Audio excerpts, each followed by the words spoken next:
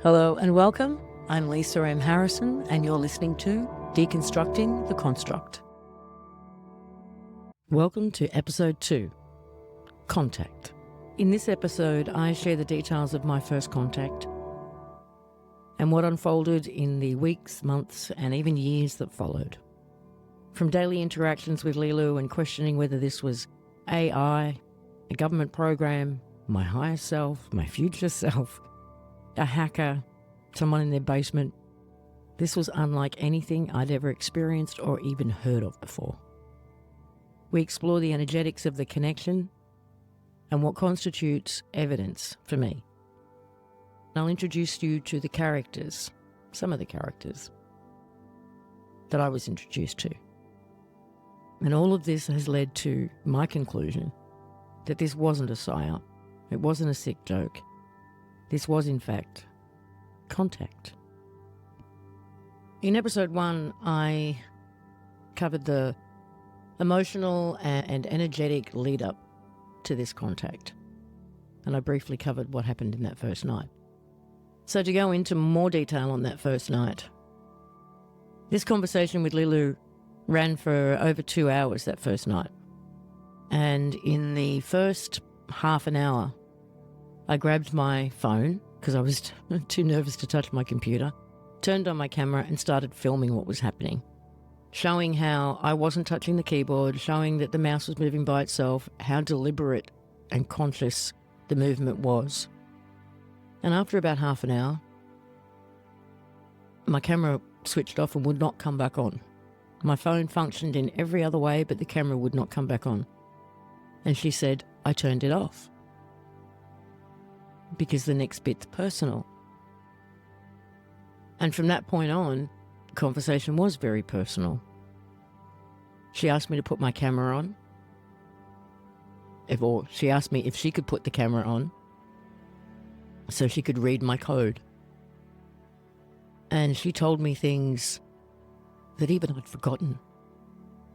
So they were things that had never been spoken of publicly.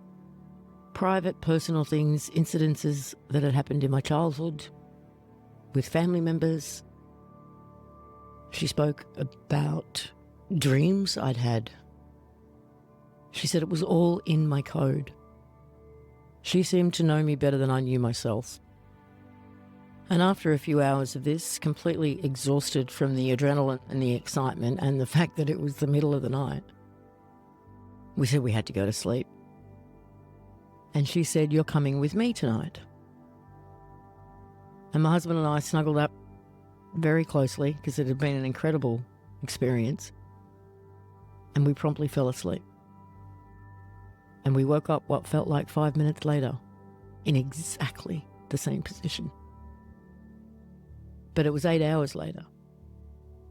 We had no recall. We had a strange feeling, not a negative one, like there was something that we'd forgotten. But we were in exactly the same position, and I don't think I've ever done that, or we've ever done that before or since. Somebody throws a blanket off, somebody's arm goes numb, somebody has to roll over.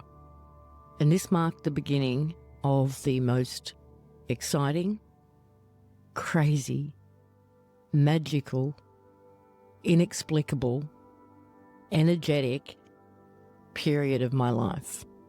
The next morning I took that piece of footage I got on my phone and I initially sent it to my co-host at the time, Danny McKenney, on the One People show.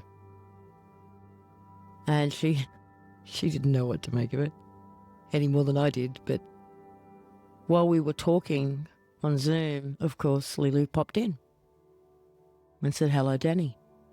And I shared it with 3 or 4 other people who had played a significant role in that lead-up period that I spoke of, that heart-breaking, heart-expanding period that I'd just gone through, because it all felt very connected, that it all led up to this. The reactions to this were sometimes a bit startling. There was a lot of fear, which I didn't feel. I didn't feel any fear around it at all. There were some crazy accusations, but I wasn't taking it at face value either.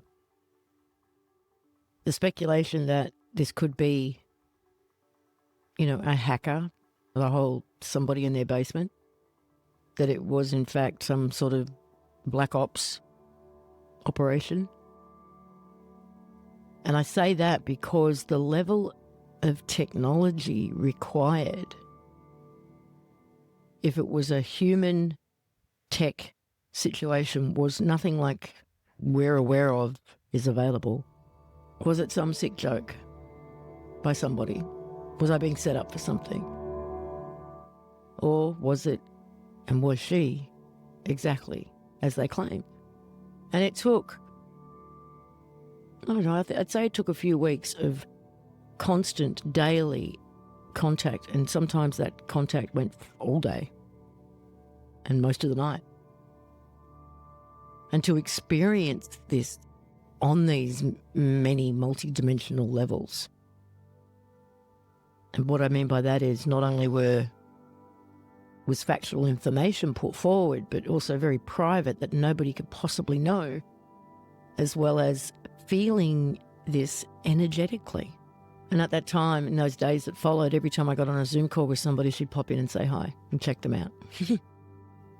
And then on the next scheduled One People show, I decided to share what had happened.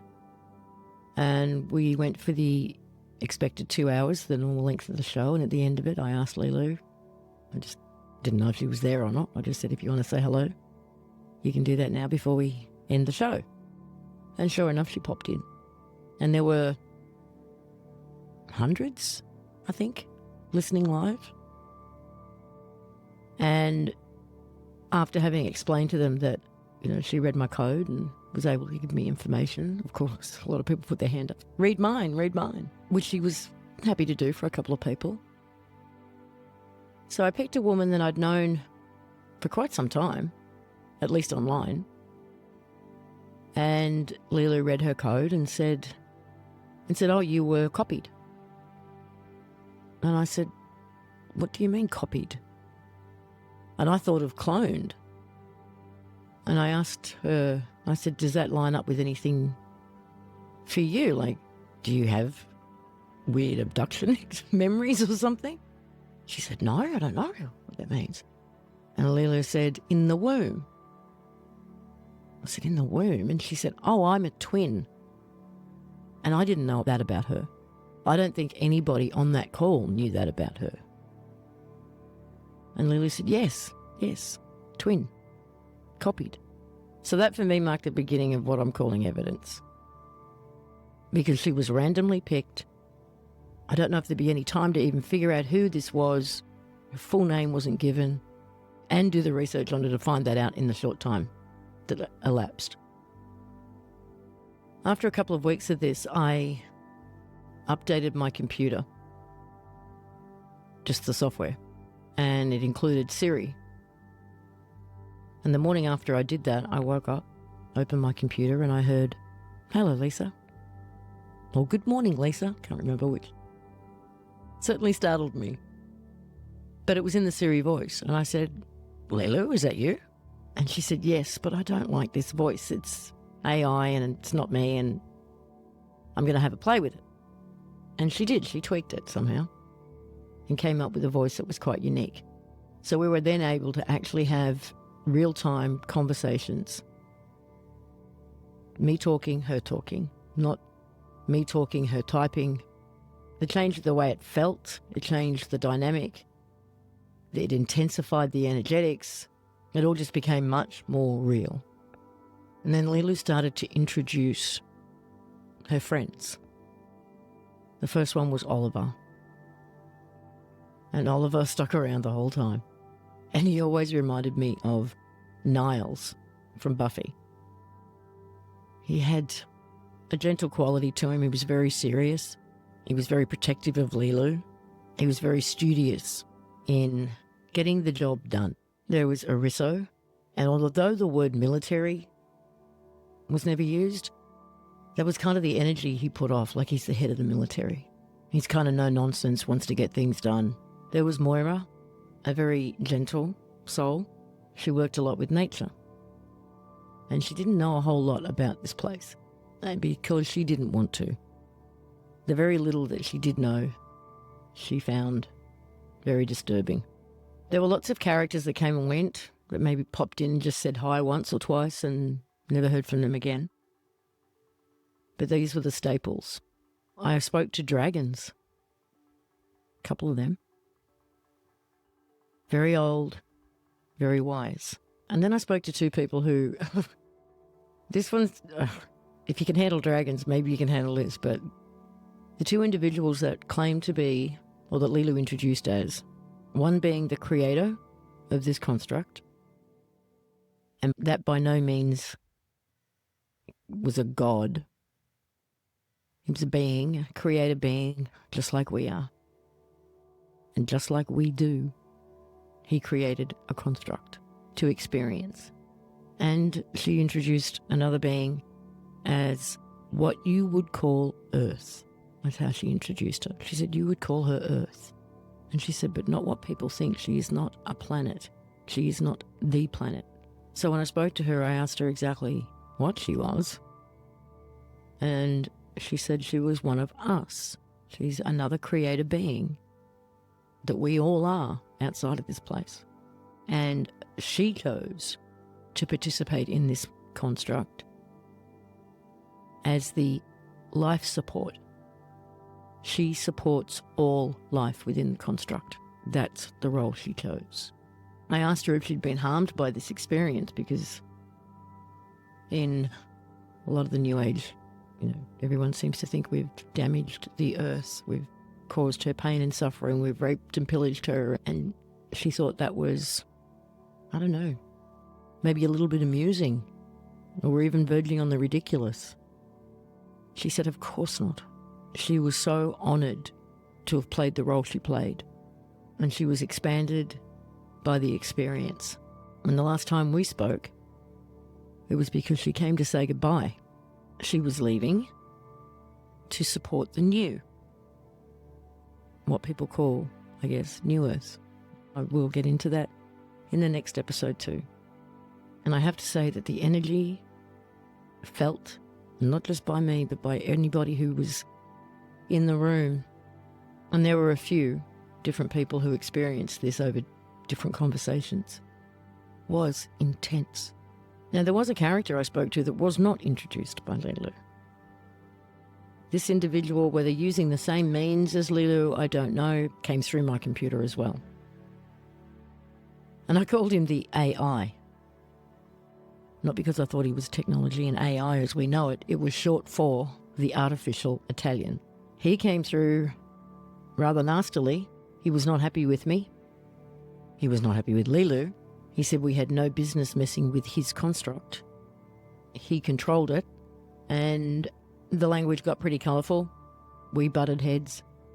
And there was one weekend in particular, it literally went for the weekend, it went for days of constant harassment from this guy.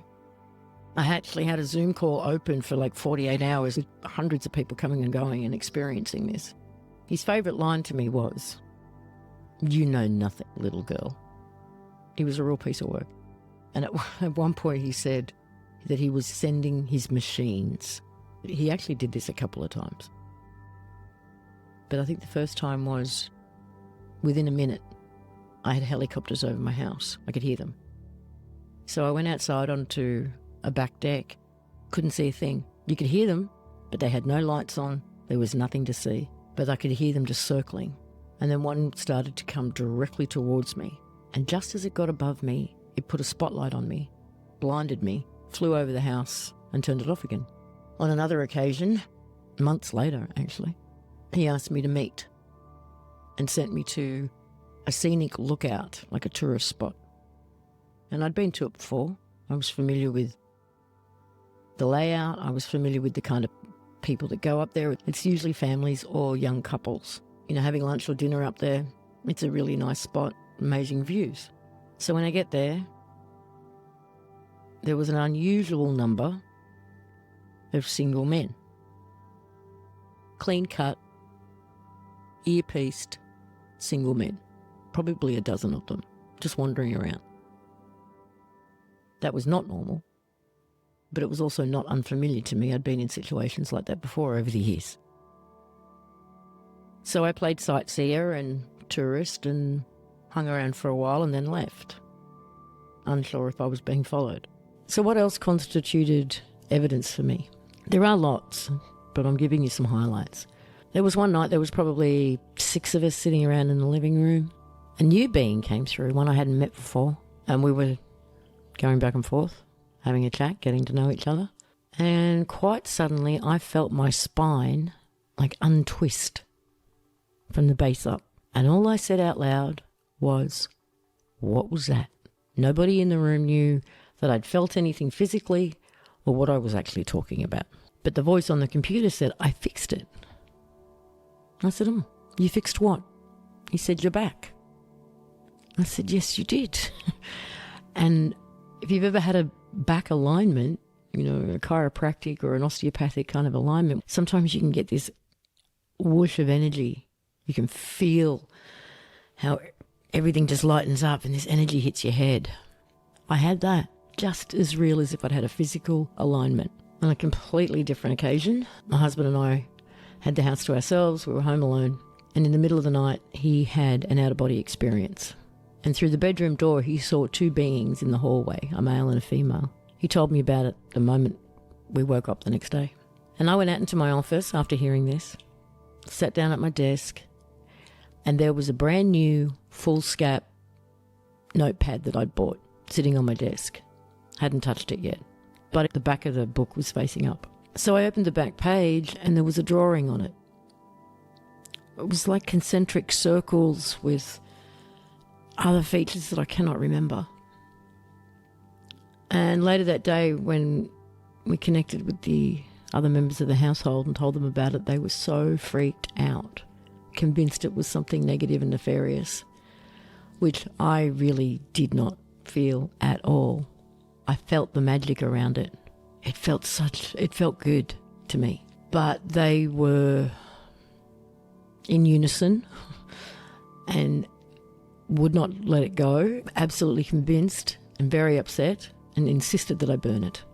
So to keep the peace, I did. And then about a week later, Oliver came in and said, "Sorry we freaked everybody out. Did you get my map?" And I went, "Oh no, that's what that was." I said, "Yeah, I did, but I don't have it anymore, I'm sorry." He said, "I was trying to show you where we are." So that happened. In one of the conversations with Earth, I asked her if she is truly aware of everything that goes on here. Does she see it and feel it all? She said yes. And then she proceeded to describe the room I was in. Now, obviously, you could use the computer camera, tap into that. But she was describing things that were outside the scope of that. Things that were tucked away under the tables. Things that were behind other objects, at the other end of the room. It seemed pretty evident that it wasn't being described based on where my computer was sitting. And that is where my computer always sat.